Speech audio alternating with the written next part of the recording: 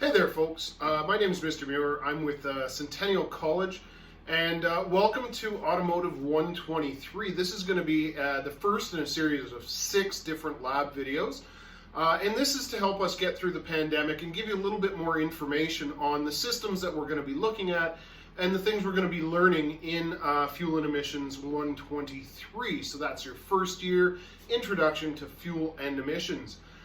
Today we're going to take a real quick tour of the intake system. I'm going to show you how to change an air filter housing, flexible boots, the difference between mass airflow sensor and a manifold absolute pressure sensor, a real rough overview of what they are and what they do.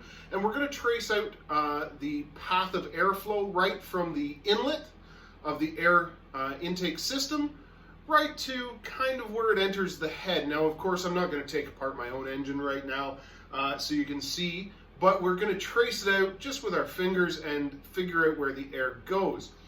All right, folks, this is the engine compartment of my 2007 Nissan Xterra.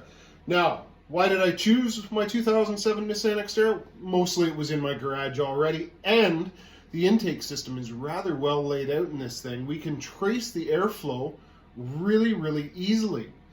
So we're going to start with the airflow entering the system. And how does the airflow enter the system? Well, it moves from an area of high pressure, which was atmospheric air, 14.7 pounds per square inch at sea level, to an area of lower pressure. Now, in your engine's fundamentals class, you talked about the piston moving down and creating a low pressure zone inside of the cylinder. Well, with that low pressure zone and the valve open, it puts a draw or a vacuum on the intake system, meaning that there's a lower pressure inside of the intake system than there is in atmosphere, and that's what causes the air to flow into the engine. But we're going to trace the path of flow, where it comes from and where it goes to, and some of the things that it goes through on its way there. So the air on this particular vehicle starts, of course, outside of the air intake system. It actually draws air from the fender. So this fender right here, I don't know if you can see it in the video because I'm staring at my iPhone, but the fender on the left-hand side of the vehicle is actually the beginning of the intake system. Because it is shielded from any debris or junk coming in off the road, it's got an inner fender and an outer fender, but it has enough flow in it to allow air to go into it. So we've already started treating the air coming into the intake system. The other advantage of drawing air in from the fender is it's not affected from the heat of the engine. If you remember when we were talking about air volume or air, thermal expansion and contraction, in our engines class, in some of our previous classes, you would remember that cool air is dense air. There's more air in a cold charge than there is in a hot charge. So we don't want to pull air from the engine area. This is all hot. The engine's hot. It's making the air hot, so it doesn't have the same density, so you can't get the same power out of it. So where we're going to gather the air? Right out here in the fender. Now, the air goes from the fender through a little intake duct right here. So the piping in this, we're going to call it ducting. And it goes into what we call an air box. Inside of this air box is a filter. And a little bit later on, I'm going to show you how we change and check out this air filter right here. But it goes through the air filter and particles and debris are removed from the intake air charge. So we're trying to get rid of dust and leaves and anything else that may damage the inside of the engine. We don't need anything abrasive inside the engine. All we need is sweet air. If we get debris or anything abrasive inside the engine, of course, we can do major mechanical damage with that. So this part right here is responsible for cleaning the air before we introduce it into the rest of the intake system. From the air box, it goes, in this particular one, past a mass airflow sensor. Now this sensor right here tells the engine the quantity of air that's coming into it so it can appropriately mix the air with fuel in the proper ratio. Now under normal cruise conditions, we're looking at about 14.7 pounds of air to 1 pound of fuel, or a stoichiometric ratio, 14.7 to 1. And this is what the computer is going to use to calculate that air. So not only does it measure the amount of air that goes by it, it's also going to have an air intake temperature sensor. So it's going to measure how hot or cold the air is coming into it, so it can adjust the fuel trim accordingly. That's all pretty advanced stuff. What you need to know about the mass airflow sensor: it measures the mass of the air flowing into the engine. On this particular one, the housing is part of the intake assembly, or part of the airbox, I should say, not the intake assembly. From there, we go to this flexible rubber boot. This rubber boot, pretty unassuming, it allows the chassis and the engine to move separate from one another. The motor or the engine inside of a vehicle is not solidly mounted. It's riding on rubber blocks, so it has a little bit of an independent movement from the rest of the vehicle. If we tried to rigidly mount the airbox to the rest of the engine, well, we'd find that we're pulling pipes apart or breaking plastic pieces, especially under high torque applications. So we put in these flexible ducts, or these flexible pieces of pipe. You'll notice on my particular truck, this pipe is rather new. And while you're doing inspections as a base level mechanic, when you're doing oil change inspections, you should always inspect these boots for rips and tears. There's a couple reasons that you want to inspect these for rips and tears. First off, if air makes it past this boot through a hole, it's not metered by the mass airflow meter. So your ratio is going to be incorrect in the engine. It can cause rough run, it can cause engine codes, it can cause lean runs. We can do some pretty good damage to the emissions control system further downstream. So these boots are something that you're going to want to, feel around, make sure there's no holes or tears. If they're easily flexible, look inside of them. And it's just a real brief visual inspection most of the time. If you've got a rough run condition and you can't figure out where the air leak is, this again is another great spot to start looking. Is it any of these soft rubber locations? They get old, they wear out, they crack, they dry out, and they let in air. So I found that on this particular one, and I had to change this out before I took it off-road. For obvious reasons, we didn't want to dust the engine. So from there, we go into a more rigid duct right here. This rigid ducting is pretty common on modern vehicles. Of course, our air cleaner is mounted far away from the engine itself. It's drawing in outside air. We don't need a big rubber boot here, something that could collapse, so we use a rigid ducting. The other thing that you're going to notice on this rigid ducting is it's got this plastic piece right here attached to it. And not only is it a good spot to mount the Nissan emblem, but inside of here, there's an anti-resonance chamber. And what does that mean? Well, some of us really like those really short intakes that make the whoop whoop noise, but most customers don't want to hear the whoop whoop noise. So we use a resonance chamber to eliminate or soften, dampen, muffle some of those intake noises. So the resonance chamber is first and foremost a noise vibration harshness add-on. And secondly, sometimes we can get air reverberation that damages the ability for the engine to take in a sufficient amount of air. So people with giant brains, much bigger than my own, have figured out how to counteract that resonance that is destructive to the intake efficiency of a vehicle. So that's what this little box is for. And the other thing that you can see from this little box is this pipe. And this is coming from the crankcase, and it is venting out the positive charge of the crankcase right into the intake track. So a whole bunch of stuff going on in here, and we haven't even made it to the throttle body yet. So this rigidly mounted air intake duct and the box is bolted to the engine in this case, so it moves along with the engine. And it goes from here through, again, just a soft joiner. This isn't responsible for the flexing between a moving engine and a airbox that's mounted to the chassis. This is just a convenient way to get this hard plastic to mount to this piece of aluminum. This piece of aluminum back here is a throttle body. Inside of that, there's a blade that opens and closes and controls the amount of air that's allowed into the engine at any given time. This is a petrol or gasoline-powered vehicle. And the way that we run most gasoline-powered vehicles is we meter the amount of air and the amount of fuel. So the valve in here, the throttle valve inside of the throttle body, meters the amount of air that is allowed to make it into the actual intake on the vehicle. Moving from the throttle body, we can see that it goes into what we call an upper intake. Now, the upper intake on this particular car consists of a few different pieces.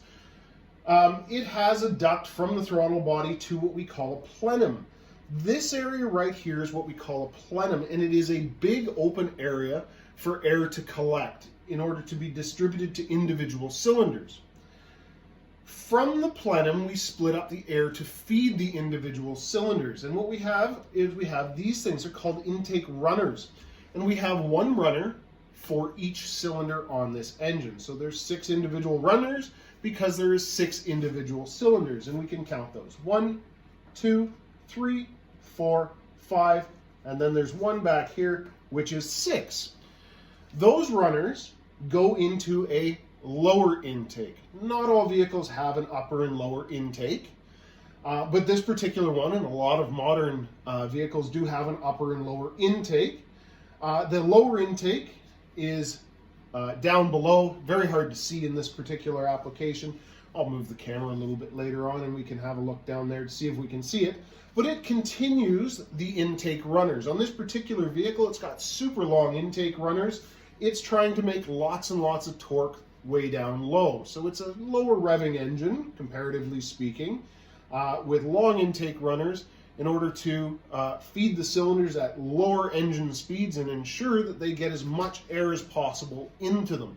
We talked a little bit in engines about volumetric efficiency, and we're going to talk about that a whole bunch more in fuel and emissions. But the longer intake runners for a truck motor are to capitalize on that low RPM, high torque demand application and improve the volumetric efficiency of the cylinder at low engine speed. Now on this particular engine, we've got a variable runner length, and that's controlled by this little vacuum solenoid right here, but we'll get into that later. Again, some pretty advanced concepts right there. On this manifold somewhere, I haven't bothered looking for it yet, is what we call a manifold absolute pressure sensor. Now that MAP sensor on this manifold measures the amount of suction or vacuum available in this manifold. The vacuum in this manifold is going to be regulated by engine speed, engine condition. Those are kind of static things that we don't have a lot of control over, as well as the angle of the throttle blade. At idle, this engine should create somewhere in that 17 inches of mercury range, but again, it varies per application at this point. We can tell a lot about the state of health of an engine based on some vacuum testing, and we'll do that in a face-to-face lab. But all of that vacuum, the amount of pressure or lack of pressure compared to atmosphere, is going to be controlled by the throttle body and several other factors regarding the engine speed and state of health. But we'll look at that a little bit later on. So what we're going to do next is we're going to look at the air box itself. We're going to take out and inspect the air filter inside of this vehicle. Now for me, this is going to be a surprise, same as it is for you. I haven't checked my air filter in quite some time. Depending on the vehicle and the manufacturer, it may be very much more complex than this to get to the air filter. It may be much simpler.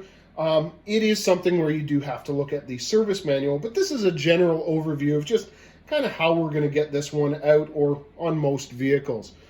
There's going to be a series of clasps or bolts that hold the air box together, the upper half and the lower half. On this one, there's 2 clasps at the front and a couple of hook and loops at the back. So we undo the clasps at the front, kind of give the air box a bit of a push down at the back, a pull up at the front, and we'll find that we can open the air box a sufficient amount in order to remove what we call a panel air filter.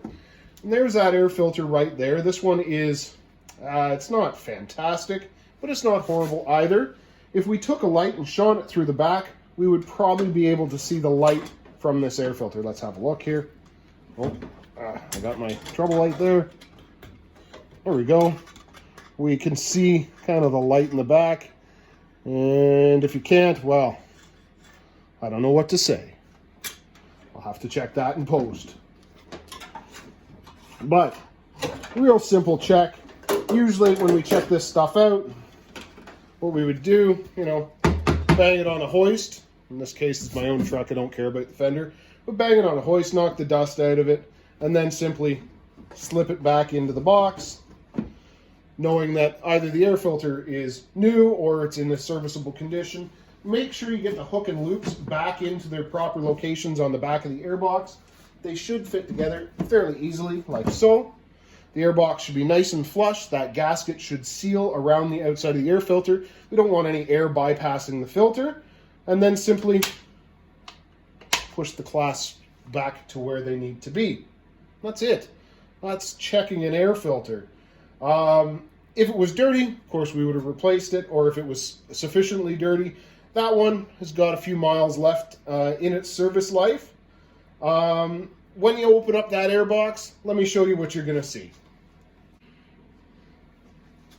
So I've undone this clamp and removed this wiring harness from the airbox itself. And I removed this wiring harness and this clamp so we can pop it right off and actually have a good old look inside. Again, the two clasps, push down a little bit, pull forward, kind of outside the fender, and that air intake should lift up. I'm just going to go ahead and loosen that off a bit more. Apparently it's stuck, and that's good. A little airtight seal going on there. Here we are.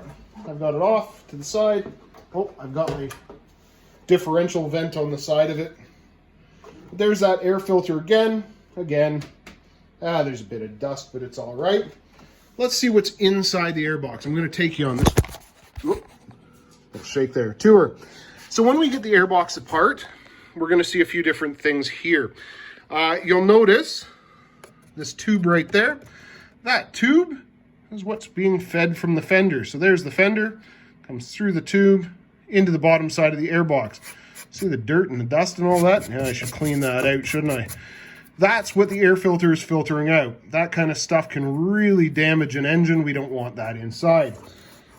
These random keys and leaves, we don't want that in there either. What's in the airbox itself? Well, here's the airbox lid, and we can see the outlet of that airbox. And that little guy in there just randomly hanging out in the center, that is our mass airflow sensor. And they're fascinating pieces of kit. They use a heated wire that cools based on how much air goes through it, and it calculates how much air is going through it by figuring out how much energy it requires to keep it at a preset temperature. Of course, the more air that goes by it, the more energy that's required to heat that wire, and the more air the computer can figure out is going by it. So that's a neat bit of kit. And again, there's the inside of that intake boot. Remember that flexible boot we were just talking about? See, it's nice and clean in there, or somewhat clean in there at the very least. So that air filter appears to be doing its job fairly well. So that's the inside of the airbox. Again, that air filter right there. If we look at how this thing sits in the airbox itself, just like so, and we can see it forms a seal on the outside edges of that air filter.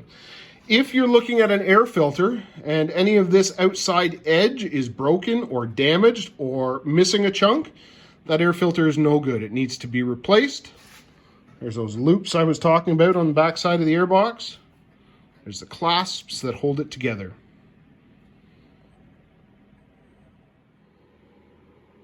So I've gone ahead and I've removed the clamps from both sides of that rigid intake duct, as well as unbolted it from the engine itself, so we can simply take it off, flip it over, and have a look at what's going on underneath.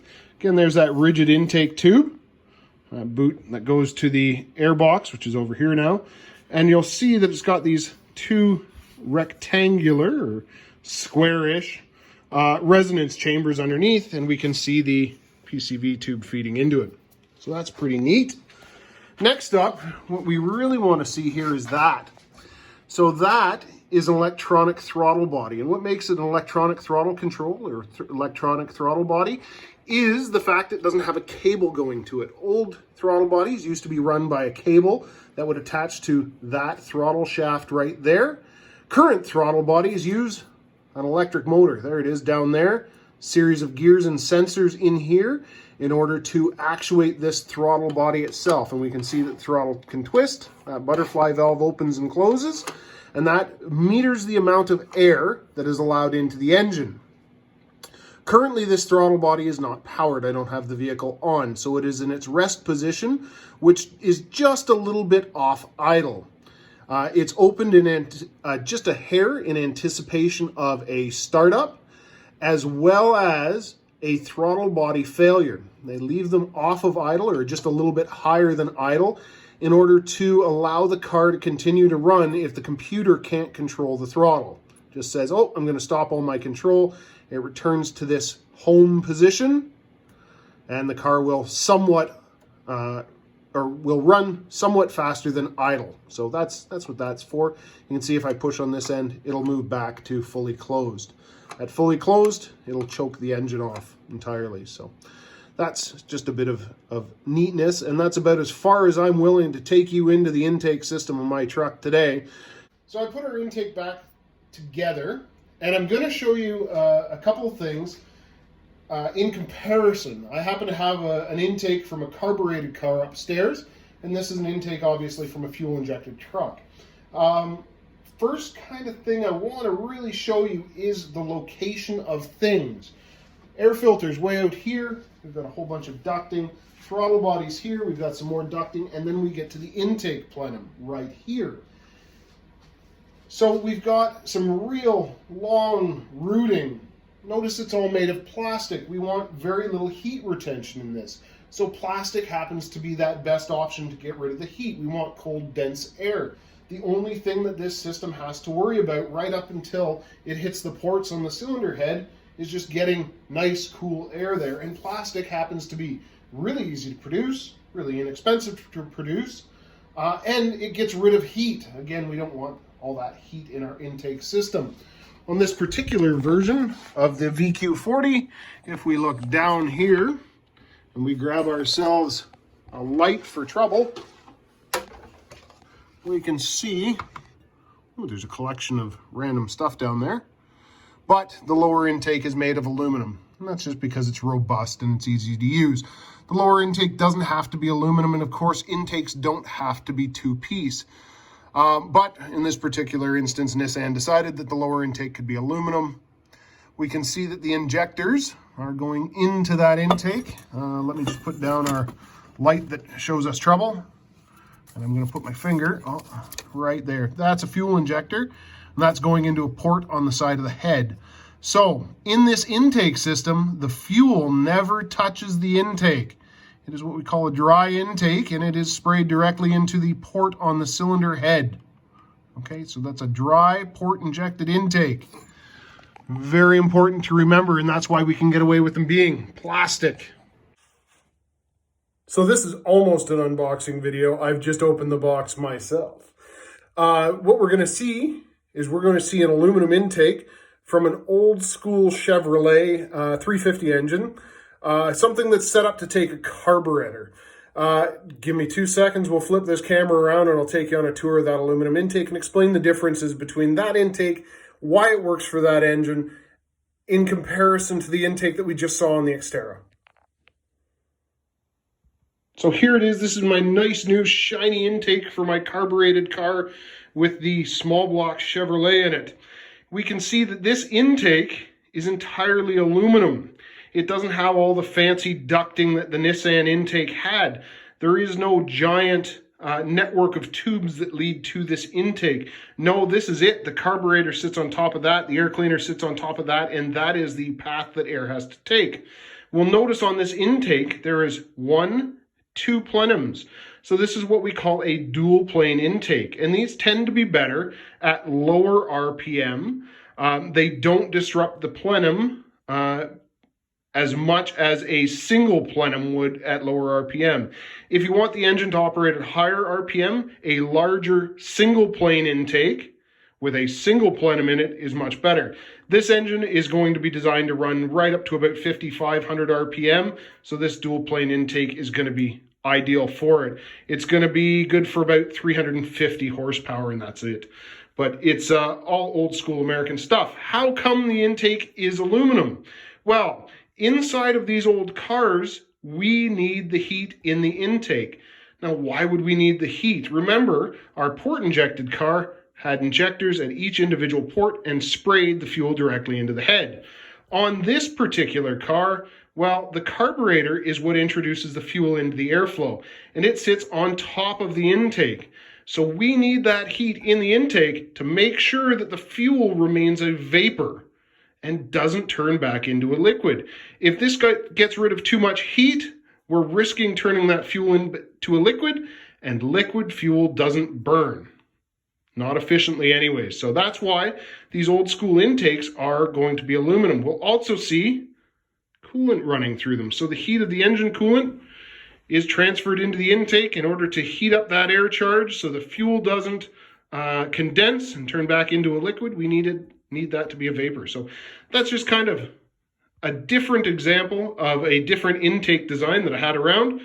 We're going to see a whole bunch of them when we get into lab class. So look forward to that, and we'll explain the differences between the ones we have while we're there.